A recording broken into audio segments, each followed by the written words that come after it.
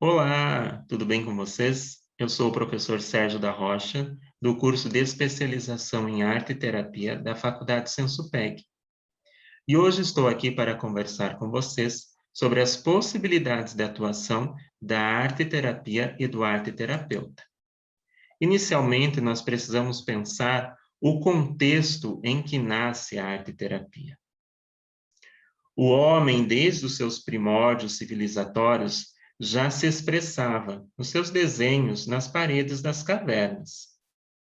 Com o passar do tempo, a arte-terapia ela surge por volta dos meados do século XX, bem naquele momento da era pós-industrial, onde muitas vertentes da psicologia estavam preocupadas com a saúde mental daqueles sujeitos que passaram longos períodos nas guerras ou nas revoluções. E aqui no nosso país, no Brasil, por volta de 1923, os estudos sobre a arte dos doentes mentais no Hospital Juqueri, no Rio de Janeiro, é que vai trazer as reflexões e a consolidação para a arte-terapia no nosso país. Dando sequência, na década de 1940, a doutora Anísia da Silveira cria a seção de terapia ocupacional do Centro Psiquiátrico Dom Pedro II, no Rio de Janeiro. Cabe ressaltar aqui a importância da doutora Nise para a construção da arte-terapia enquanto campo de pesquisa, ciência e também os seus benefícios para o tratamento daqueles internos.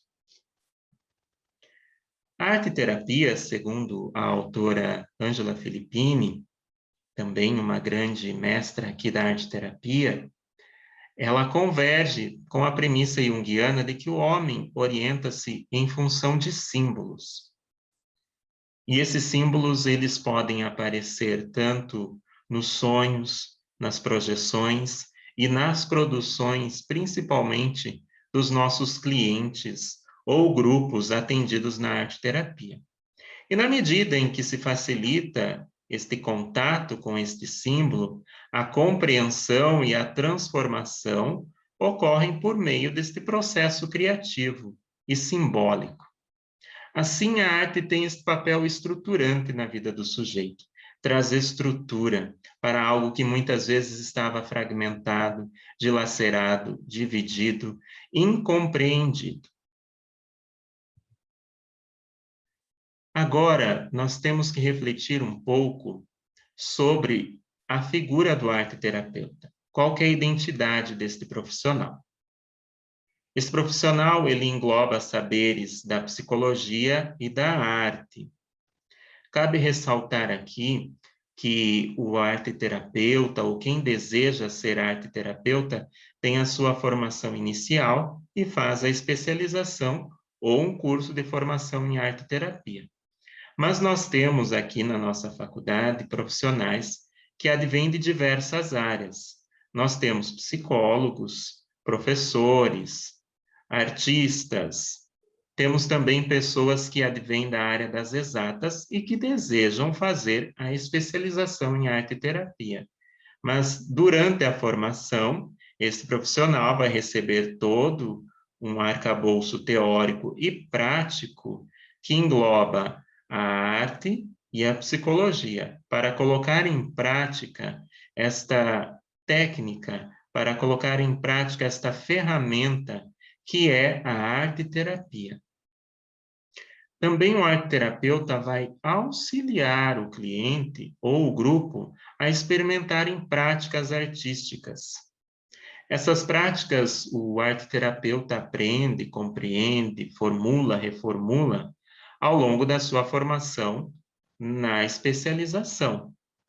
Essas práticas sempre têm uma intencionalidade e elas não têm um caráter estético, apenas um caráter de expressão de um sentimento, uma sensação, uma emoção ou uma questão que deseja ser trabalhada. Que dentro desta perspectiva há esta reorganização da vida psíquica, a vida psíquica interna, em relação a esses sentimentos, pensamentos, atos do sujeito. E este fazer artístico é estimulado pela criatividade, com o manuseio de diversos materiais e expressão emocional. O que está no mundo interno do sujeito é que faz sentido, é o que nós desejamos expressar. Cabe aqui ressaltar também que o arte-terapeuta não faz análises das produções estéreis. Ele faz uma reflexão, uma leitura simbólica para aquilo que o sujeito está trazendo. O arte-terapeuta vai observar o processo criativo. Enquanto a pessoa produz, o arte-terapeuta observa os movimentos, as intenções, o que o sujeito produz. O processo criativo também tem muita validade dentro deste nosso contexto arte-terapêutico. Pensando ainda na identidade deste profissional, quando o arte-terapeuta ele promove em suas práticas a liberdade expressiva, a escolha dos materiais, a proposição de manusear diversos materiais em uma mesma sessão, ou essa escolha, o que isso favorece no sujeito? O desbloqueio de emoções, sentimentos, traumas, sensações, algo que estava há muito tempo guardado. Isso vem à consciência, traz informações do próprio inconsciente. Durante a formação, o arte-terapeuta, ele tem todo um cuidado também para perceber quais os materiais mais adequados são indicados em determinadas situações. Isso a formação também promove, porque determinado material vai desencadear determinada emoção. É para chegar a tal fim. E aí ele vai escolher este melhor caminho para o surgimento dos símbolos. O contato com o verdadeiro eu, como Jung dizia. Jung é a nossa base, a psicologia analítica é uma das nossas bases aqui na nossa formação. Esse caminho pode ser feito por meio de uma colagem, de uma pintura, de uma escultura, de uma modelagem, de uma expressão corporal, de uma construção a partir de materiais diversos, tecidos, retalhos, elementos da natureza, diversas formas. Esse é o caminho que o arte-terapeuta vai escolher. Dentro deste processo, há também a possibilidade do cliente ou do grupo escolher este caminho. Este caminho ele é traçado em conjunto. Quando este caminho já foi trilhado, quando o símbolo já pôde emergir do inconsciente, o cliente consegue entender. É o momento do insight, é o momento em que muitos clientes dizem: agora eu entendi, agora eu compreendo, agora faz sentido aquilo que eu desenhei, que eu compus, que eu criei. Assim passa-se para um outro momento onde ele assimila aquele símbolo. Aquele símbolo não é tão externo, não é tão alheio a ele. E a partir da assimilação, ele faz as alterações do que é necessário. Eu já darei alguns exemplos na sequência de atendimentos para uma melhor compreensão. Aqui chega o momento em que eu falo sobre os atendimentos individuais, que é uma forma de possibilidade de atuação. O arte-terapeuta fez a formação específica, aqui no nosso caso a especialização, ele vai procurar no seu estado a associação de arte-terapia. Eu sei que tem pessoas de diversos estados aqui assistindo, é possível procurar a associação do seu estado, associar-se, pagar anuidade e ser um arte-terapeuta credenciado para poder atuar. Uma das demandas que eu trago aqui, e que é muito crescente no momento, são os atendimentos individuais com jovens, adolescentes. Muitos dos jovens, na atualidade, trazem a queixa para o consultório, e aqui a minha experiência também fala nesse sentido, de que os jovens estão sofrendo com depressão, ansiedade, síndrome do pânico, entre outras patologias. Quando o sujeito chega para o atendimento arte-terapêutico, ele vai trazer uma demanda. E nós vamos elencar os sintomas. Aqui eu elenquei alguns dos sintomas que esses adolescentes traziam para mim na clínica. Então, muitos relatavam o desânimo, a falta de energia, a perda pelo interesse de atividades que antes eram prazerosas, o rebaixamento da autoestima, um humor deprimido, pensamentos deprimidos também, insônia, a perda da qualidade do sono, do apetite, diminuição da autoconfiança, entre outros sintomas. Eu trago aqui esta frase de uma pessoa que eu atendi. Todas essas pessoas, esses casos que eu trago aqui, foram autorizados para serem mencionados. E essa pessoa escreveu: é isso que eu vou pensar de você. Onde você acha que errou? Esta pessoa trazia que era muito duro ouvir essas frases: erro, pensar. Este peso do externo era muito difícil. E era bem um quadro de ansiedade, de depressão, por uma cobrança do externo, pela idade em que essa pessoa se encontrava, na qual ela precisava tomar decisões sobre o futuro, sobre vestibular, carreira e tudo mais.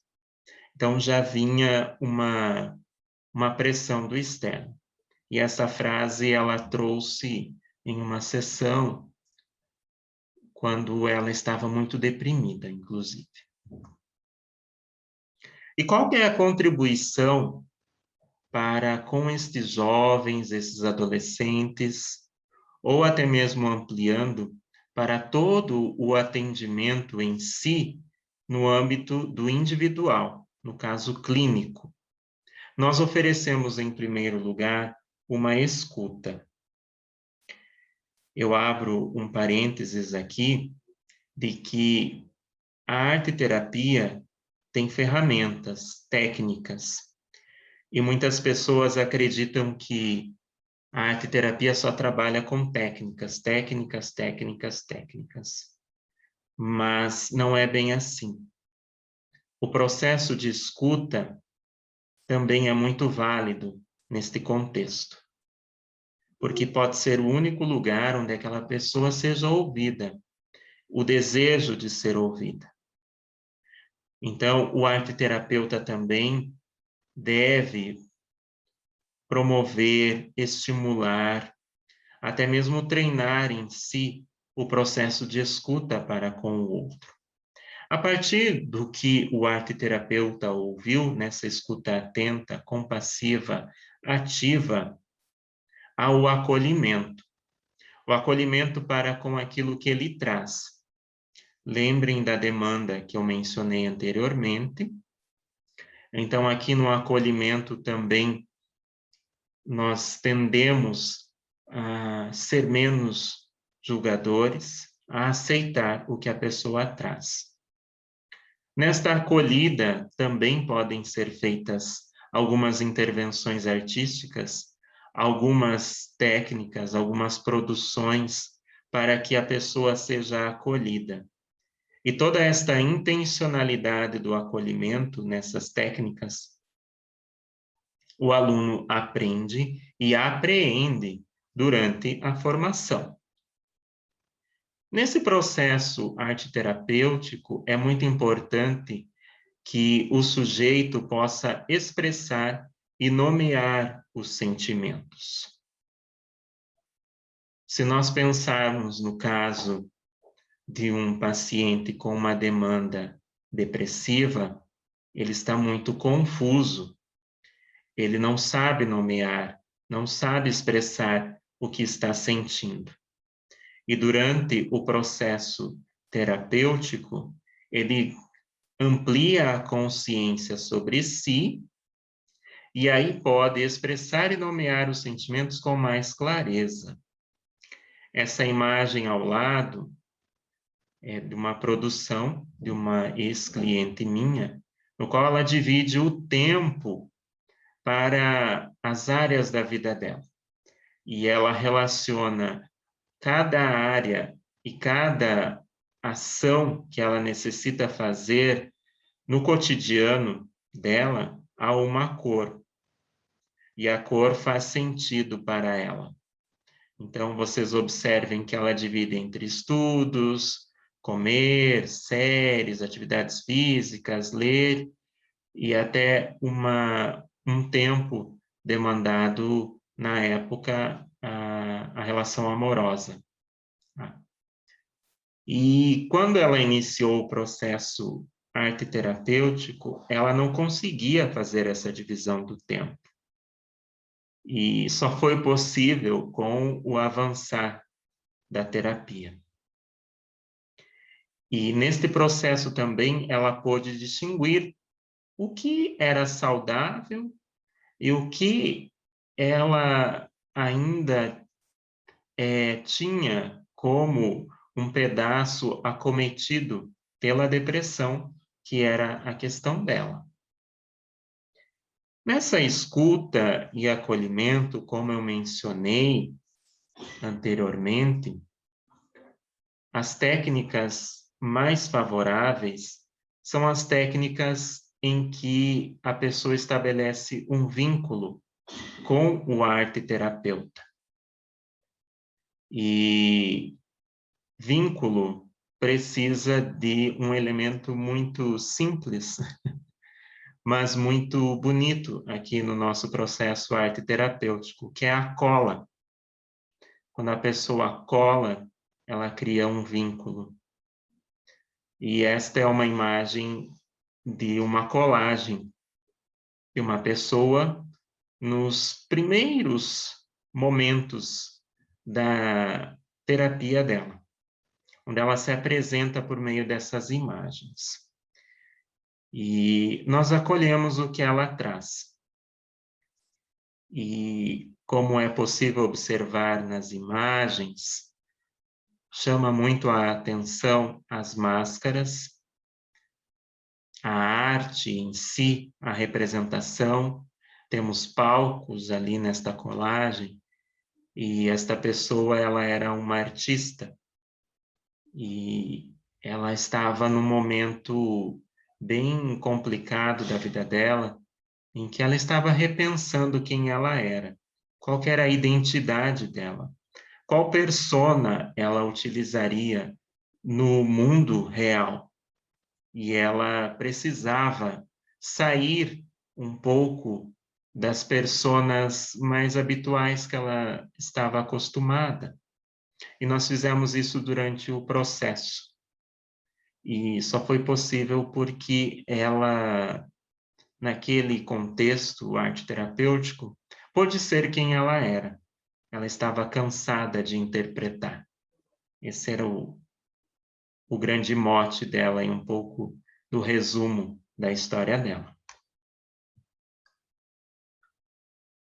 Bom, quando o sujeito avança, quando ele pode expressar e nomear os sentimentos, isso acontece de formas bem inusitadas. Porém, aqui no nosso contexto, o inusitado não é o mais adequado.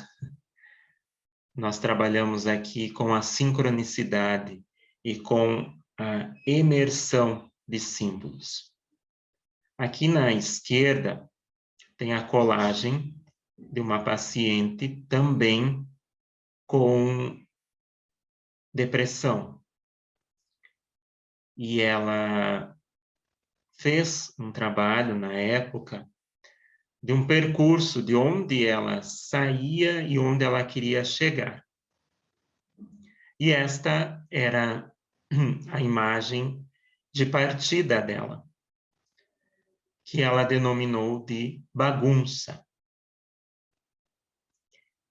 E ela queria chegar lá no final, onde ela nomeou de ordem. Mas eu recortei aqui a imagem para ilustrar o processo dela. E em um outro momento, esta mesma pessoa chegou para a sessão muito triste, deprimida. A crise de depressão estava bem aguda naquele momento. E eu solicitei a ela que desenhasse, rabiscasse um pouco como ela estava se sentindo naquele momento e expressasse. Não precisaria ter uma forma, não precisaria ter uma figura nominável ou identificável. E ela pintou com giz pastel a imagem da direita. E ela denominou de Cláudio. Cláudio não era o nome da pessoa, Cláudio era um nome para ela que era estranho, que causava uma aversão a ela. E ela disse que Cláudio era o nome do problema que ela estava passando no momento. E ela escreveu Cláudio. E quando ela terminou a produção, eu logo observei que tinha semelhança com um outro trabalho que ela já havia feito no processo terapêutico. E eu fui buscar e mostrei para ela. E quando ela observou, ela teve um insight incrível, que quando ela sai da bagunça, lá na bagunça, onde não era possível nomear, ali naquele momento, mesmo com a dificuldade, mesmo submergida pela depressão em um estado muito crítico, ela conseguiu nomear o que ela sentia. Ela denominou de Cláudio. E para ela foi muito importante este processo da saída da bagunça até chegar ao, entre aspas, Cláudio. Então vejam como é possível contribuir neste sentido para sair um pouco do contexto submergido, onde a pessoa não consegue sair, onde a pessoa está muito confusa, caótica. E aí é necessário ampliar o olhar sobre si. Esta pessoa, ela precisa perceber que ela tem qualidades, que ela tem potencialidades, que ela tem elementos que podem alavancar o crescimento pessoal, o crescimento profissional e assim por diante. Este é um exemplo de uma técnica que eu utilizo com as pessoas que precisam reconhecer que têm elementos constituintes internos positivos. Então, a pessoa escolhe as qualidades que ela tem, dá uma nota de 0 a 10, e depois ela vai fazer a representação gráfica dessas qualidades. Então, ela cola os quadradinhos ou retângulos correspondentes à nota que ela deu para aquela qualidade ou habilidade. Ela escolhe a cor, ela mesma corta, como vocês podem perceber, os tamanhos são diferentes. Como eu falei anteriormente, não há uma preocupação estética. O importante é expressar o sentimento, é expressar aquele momento. Então, esta pessoa deu as notas, ela fez o gráfico dela, e nós fazemos a leitura. E o que foi muito interessante aqui neste caso é que o requisito comunicativa é o que mais se sobressai dentre os demais. Foi que ela deu uma nota maior e que quase sai da folha. E o insight que ela teve era de que o quanto ela não se percebia comunicativa. Por conta da depressão, por conta daquele ostracismo, ela não se permitia ver esta pessoa expansiva, comunicativa com o meio externo. E a partir deste trabalho, ela teve esta percepção. Ampliamos mais o olhar ainda, no sentido dela potencializar elementos que ainda poderiam ser alavancados. Que no caso ali vocês podem observar o ambiciosa e audaciosa. E ela complementou o ambiciosa com o não desistir. Com o quadro depressivo dela, ela tendia muito a desistir dos planos, dos sonhos. Ela também é uma adolescente, como estou citando casos, uma adolescente no momento de saída para cursar vestibular, para cursar uma universidade e tudo mais. E por conta da depressão, ela achava que não conseguiria passar no vestibular. E aí ela pôde perceber que era necessário não desistir, que ela era ambiciosa. E também ela era audaciosa. E para ela ser audaciosa, ela precisaria tentar. E dentro deste processo, ela percebeu que ela precisaria ou poderia tentar inúmeras vezes. Que tudo bem se ela não passasse no primeiro vestibular que ela fizesse, mas era necessário tentar. E também os outros elementos poderiam ser auxiliares, a boa memória para memorizar os conteúdos para o vestibular, a curiosidade, a esperança e tudo mais, como vocês podem observar ali no gráfico dela. Mas esta ampliação é que pôde fomentar a reflexão nela de que ela tinha elementos para chegar a este objetivo de cursar uma universidade.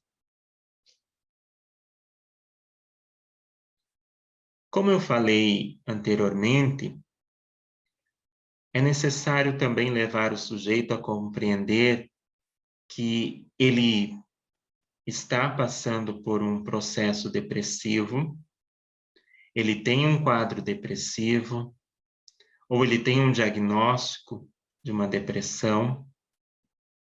Há diversas nuances desta doença.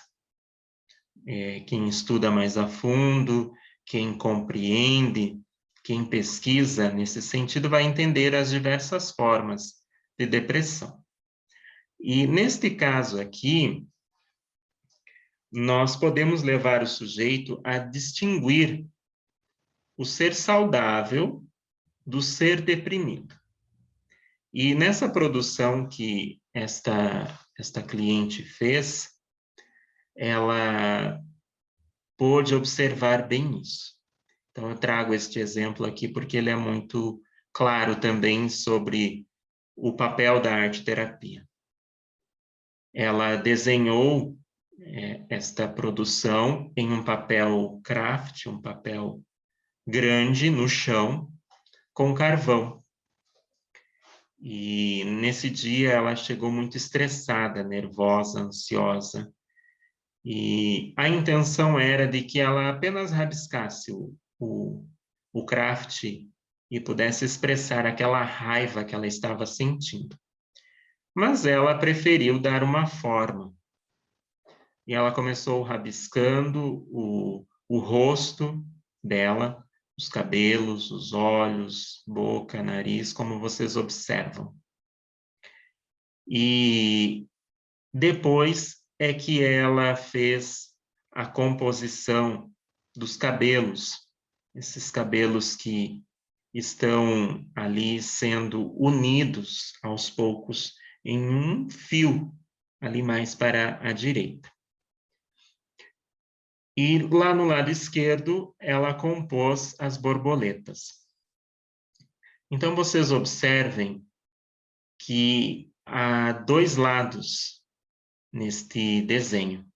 E foi bem esta a reflexão que nós fizemos em sessão, de que há dois lados nela. Há um lado que puxa para a depressão, há um lado que puxa para a escuridão, para a tristeza, para a apatia, o desânimo, mas há um outro lado saudável das borboletas, do olhar aberto, do cabelo. O cabelo simboliza a vitalidade, a força e tudo mais. E com o passar da sessão, nós chegamos a este ponto em que ela mesma pôde perceber que ela não era tomada pela depressão, que o interno dela não era 100% deprimido ou depressivo. Havia algo de bom, havia algo saudável, havia algo intocado ainda pela depressão. E isso só foi possível observar por meio desta produção, por meio deste símbolo que emergiu. As borboletas também falam de um processo de renovação. A borboleta passa por um processo de transformação, quando ela sai do casulo até se transformar em uma borboleta. Processo de liberdade, poder voar, estar livre para ir onde quiser. Também chegamos a este ponto na nossa reflexão. Então, observem o quão possível, o quão poderoso é um processo arte-terapêutico, o quão eficaz, o quão real ele é. Ele parte de um simbólico, mas ele integra as partes do sujeito. Ele faz com que o sujeito reflita, repense, reúna elementos para tomar decisões, para fazer escolhas futuras mais saudáveis e assertivas, inclusive. Agora, neste outro momento, eu trago a vocês um exemplo de uma outra possibilidade de atuação que se evidencia nos grupos. Na formação em arte-terapia, na especialização, os alunos possuem disciplinas que vão construir a identidade do arte-terapeuta. Ele vai ter todo um recurso para o atendimento individual, que eu acabei de mencionar, e também disciplinas que vão formá-lo para o trabalho com grupos. Grupos de diversas formas, de diversas idades, de diversos contextos, demandas, situações. Aqui eu trago um exemplo para mostrar como se dá um processo em grupo com os idosos. Esses idosos, neste caso, aqui que eu trago a vocês, eram idosos com uma limitação física. Muitos tinham cegueira ou baixa visão. E durante este processo com este grupo, eu trabalhei muito com a arte sensorial, como vocês podem observar aí na imagem ao lado.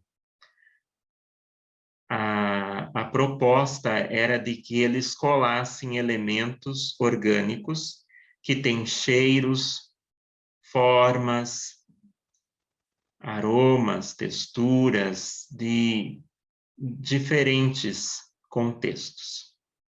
Inclusive, quando eu propus esta técnica, uma das pessoas, ela mencionou que nunca havia manuseado, manipulado, sentido um grão de café, que é o que está ali na proposição. O cheiro ele já havia sentido, mas manusear o grão do café ainda não.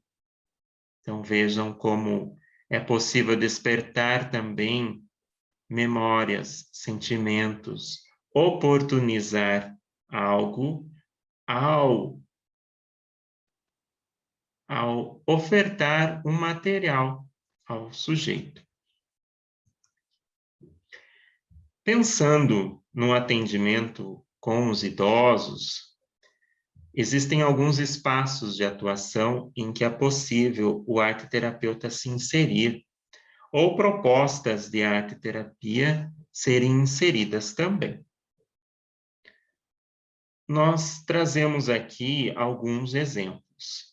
No caso, os idosos institucionalizados, os que vivem em casas de repouso, ou alguma instituição filantrópica, social, que acolhe esses idosos.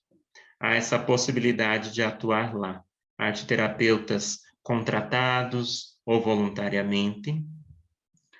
Há a possibilidade também de atuação nos espaços-dia, onde os idosos passam o dia e lá desenvolvem diversas atividades com uma equipe multidisciplinar, mas o arteterapeuta pode também colaborar.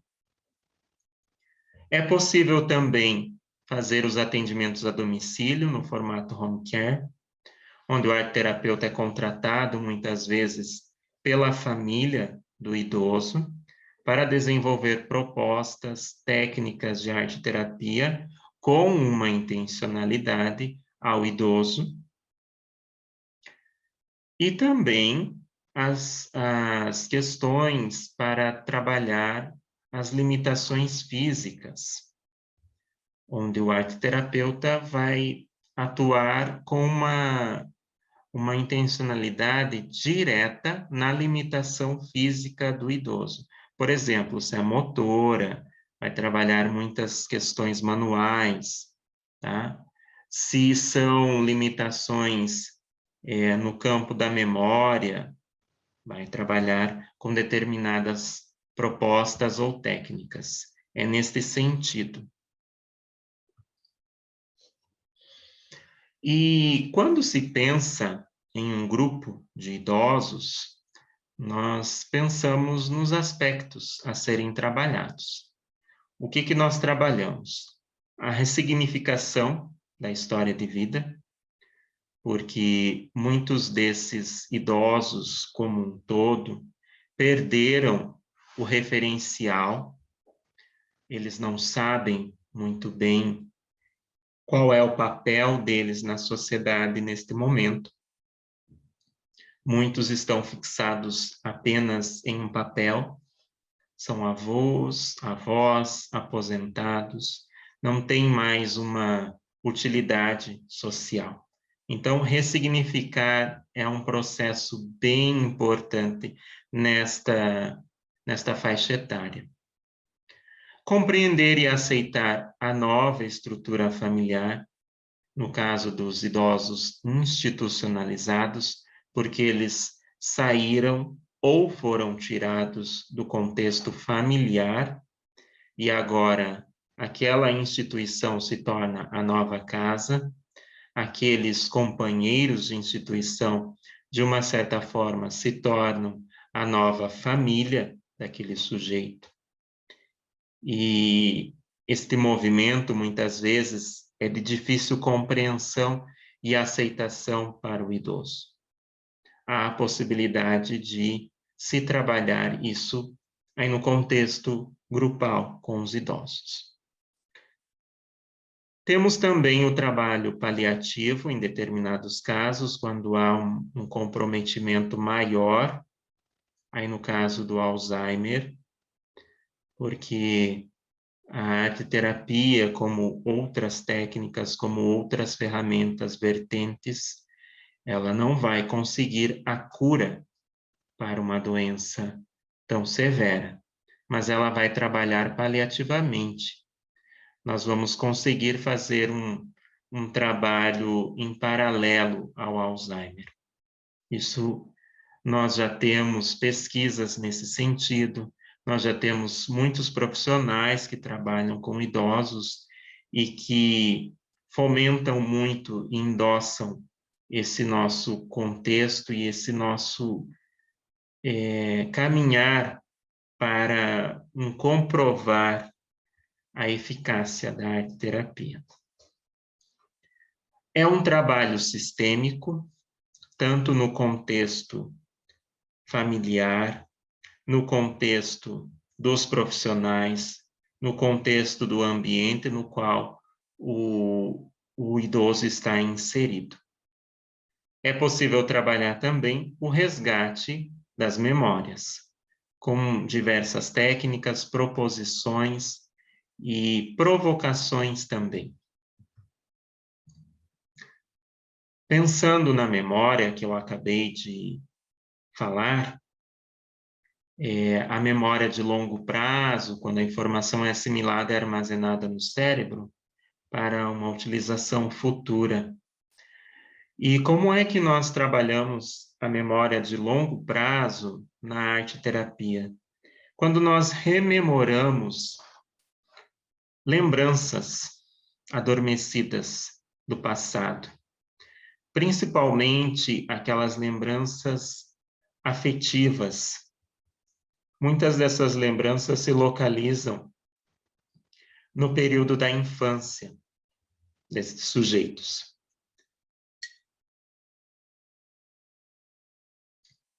E é necessário, como eu falei, no contexto do individual, aqui para o grupo também, o acolhimento, a escuta. O idoso, ele precisa de escuta, de um espaço de escuta. Então, nesse caso aqui, nesse exemplo que eu trago, eu trabalhei com esse grupo um conto, que era o conto do Patinho Feio, que é uma história que muitos conhecem, permeou a infância de diversos sujeitos. E eu contei a história, nós rimos, conversamos. E a partir do que nós conversamos, nós construímos um ninho para o Patinho Feio, com materiais orgânicos. Pensando naquele contexto também de que há necessidade de ressignificar o pertencimento, o novo local onde este idoso está inserido, esses idosos aqui, eles eram institucionalizados, nós construímos um ninho com materiais orgânicos para o patinho, porque lá na história ele procura um lugar, e ele procura também uma identidade, se nós olharmos nesse sentido, e construímos o patinho também. Neste caso ali eu usei massinha de modelar, que eles tinham a limitação visual, então eles podiam manusear e modelar o patinho e colocar lá no ninho. Então vejam ali que incrível, este participante tinha uma cegueira e ele adquiriu, depois de um tempo, quando ele era criança, ele enxergava ainda, mas depois, por uma questão de um procedimento cirúrgico, ele perdeu a visão. Mas ele ainda tinha memórias, inclusive, do período em que ele enxergava. E ele construiu o ninho. Então, quando nós trabalhamos nesse sentido, nós resgatamos, como eu falei, uma memória afetiva e estimulamos o funcionamento desta memória. E, ao mesmo tempo, trabalhamos as questões internas destes sujeitos, o pertencimento, acolhimento, identidade. Então, vejam que ferramenta incrível é a arte-terapia neste sentido também.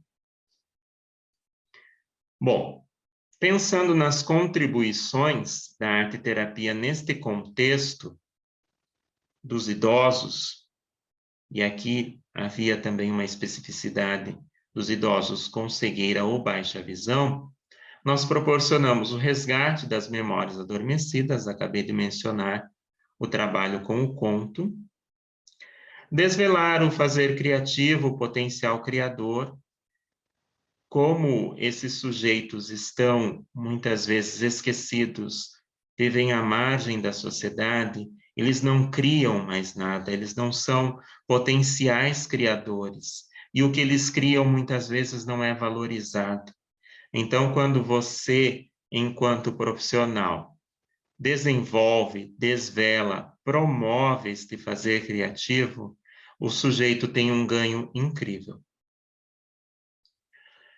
Como o processo arte-terapêutico, ele toca em questões internas, ele mobiliza sentimentos, sensações, reformulações internas, vai proporcionar também o encontro consigo mesmo, que por muitas vezes as pessoas não têm tempo, não há uma possibilidade desse olhar interno. E com as técnicas da arte-terapia, é possível. Aqui no caso dos idosos também, os trabalhos manuais contribuem para evitar alguns problemas patológicos relacionados à idade, como no caso a demência. O simples fato do idoso contar quantas sementes ele vai colocar lá na produção dele, escolher o material, misturar a tinta, manusear, experimentar, explorar, já são ações que vão atuar diretamente no cérebro e nas funções cognitivas do sujeito. Observem aqui mais uma imagem de produção. Neste caso, esta participante do grupo, ela era cega de nascença. Mas vejam que interessante que ela construiu o ninho. No momento em que ela foi modelar o patinho, ela não conseguiu modelar como o anterior, ele separado, ela modelou em cima da mesa. Mas no discurso dela, ela dizia que o patinho estava dentro do ninho. E, como eu falei, a arte-terapia não tem um caráter estético, não tem um certo e errado, há um direcionamento, há uma intencionalidade. Mas o que o sujeito produz, da forma que ele produz, é aceito. E a forma com a qual ele produz, muitas vezes, fala do movimento, do momento daquele sujeito. Então, quando ela não consegue colocar o patinho dentro do ninho, como era proposto, ela fala do processo dela, que ela se sente este patinho fora do ninho. Ela era uma pessoa que sofreu exclusão em diversos momentos da vida dela. Então, o simbólico do patinho fora do ninho fala muito mais da dinâmica de vida dela. E é este o olhar que o arte-terapeuta é treinado a ter, obter, desenvolver durante a formação aqui na arte-terapia. Este olhar sensível, acolhedor, para com o simbólico que o cliente ou o grupo traz, produz, evidencia. Bom, para finalizar, eu elenquei alguns lugares onde o arte-terapeuta está, onde ele atua. Muitos arte-terapeutas optam pelas clínicas particulares, fazem atendimentos particulares, montam clínicas ou ateliês com seus materiais. No caso de psicólogos que vêm buscar esta especialização, já tem uma clientela, já tem um campo de trabalho, e eles agregam a arte-terapia ao trabalho da psicoterapia e utilizam ferramentas da arte-terapia em alguns atendimentos. Também é possível. Mas é possível também, como eu falei lá no começo, o profissional de uma outra área fazer a formação, buscar a sua carteirinha de arte-terapeuta junto à Associação do Estado e atuar como arte-terapeuta no âmbito particular. Há a possibilidade também de trabalhar em espaços multidisciplinares, onde há diversos profissionais que trabalham em conjunto. Então, o arte-terapeuta, o psicólogo, o nutricionista, o psicopedagogo, o psicomotricista, trabalham em conjunto. Todos eles atendem a mesma pessoa. Então, o cliente tem atendimentos com esses diversos profissionais, tá? Também há essa possibilidade. Aí, claro que o ideal é de que os profissionais reúnam-se, discutam os casos em conjunto, acompanhem os atendidos em conjunto também. Há a possibilidade de atuar em ONGs, em espaços onde há um trabalho social. Eu tenho relatos de arteterapeutas formados que trabalham em ONGs de proteção a crianças em vulnerabilidade social, ONGs para atender mulheres que sofreram abusos, violências. Nós estamos em um momento histórico onde há muitos refugiados. Também existem ONGs que acolhem, que trabalham com pessoas que vieram de outros países. Há a possibilidade do arte-terapeuta também atuar neste sentido. Nas escolas, a escola ela pode ter uma abertura para a atuação do arte-terapeuta para uma ampliação para além do ensino regular, do ensino comum. Eu sempre oriento os arteterapeutas que querem trabalhar em escola que trabalhem no formato de contraturno e desenvolvam projetos de arte-terapia com grupos específicos de alunos, ou pais, ou mesmo professores, trabalhando dentro de uma demanda específica. Na escola, a demanda será trazida.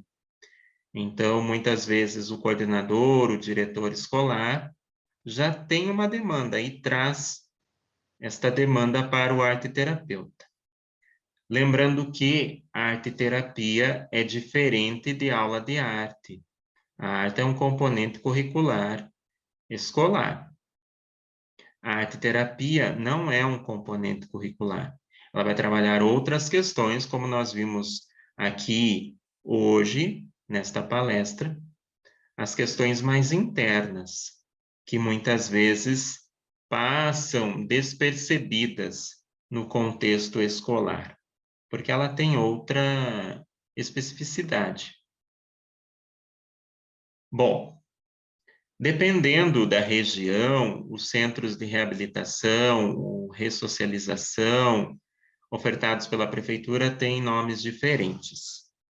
Mas, pensando nesses espaços públicos, há a possibilidade de atuação do arte-terapeuta. Inclusive, já vi cidades, regiões, onde já há uma possibilidade de trabalhar nesses espaços por meio de concurso público. Essa possibilidade vem se abrindo ainda a passos lentos, mas ganhando espaço. Então, quem deseja atuar na área pública pode ficar atento, procurando os locais onde há essa abertura. Também os centros de reabilitação para dependentes químicos. Há um campo vasto de trabalho dentro desta possibilidade. Lá, geralmente, nesses centros, é possível fazer trabalhos em grupos. E é mais viável mesmo para que se trabalhe, se atinja um número maior de pessoas. E aí há todo um direcionamento que é possível fazer. E é um campo riquíssimo, porque essas pessoas precisam expressar, precisam ter um espaço de acolhida, de fala, de transcendência, de transformação. E é um trabalho surpreendente também. Conheço arteterapeutas que trabalharam neste espaço e trazem relatos incríveis dos benefícios da arteterapia neste contexto.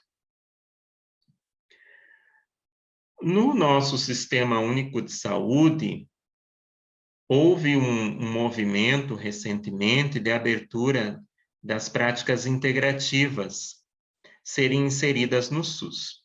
E a arteterapia também entrou neste rol, junto com Reiki, outras terapias que anteriormente eram chamadas de alternativas, mas hoje nós tendemos a chamá-las de integrativas, que tem mais um caráter mais real do que estas terapias proporcionam.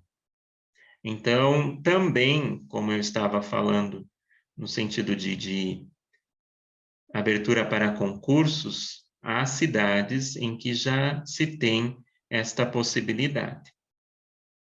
E é necessário também, nós, enquanto arteterapeutas, quem deseja entrar na formação, buscar esta identidade do arteterapeuta.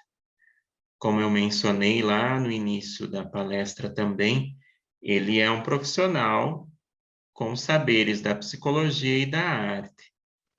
E quando ele vai atuar nesses espaços públicos, ele poder ter uma identidade clara. O que o arteterapeuta faz?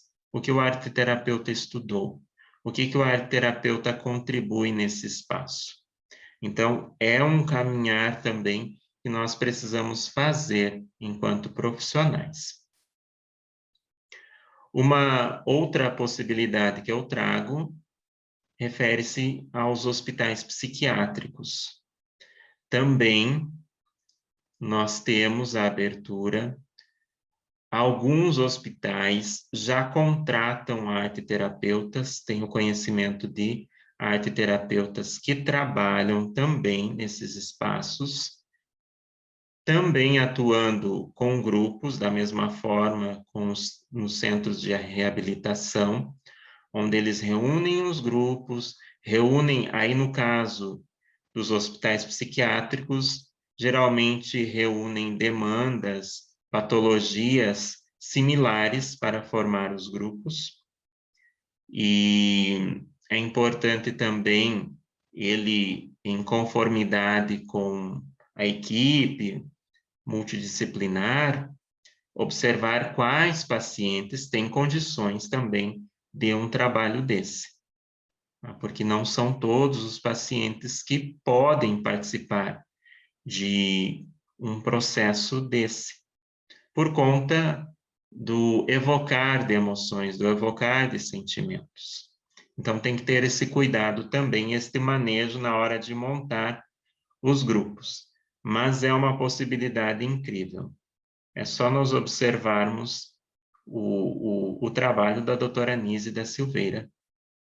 Ele já esclarece bem este âmbito e este espaço. E também é possível encontrar outros espaços, outras frentes de trabalho.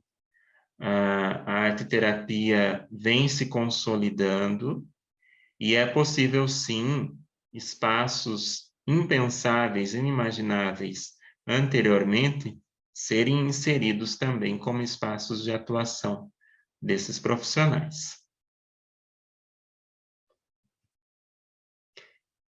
E aqui eu finalizo a minha fala com uma imensa gratidão a vocês que me acompanharam neste momento.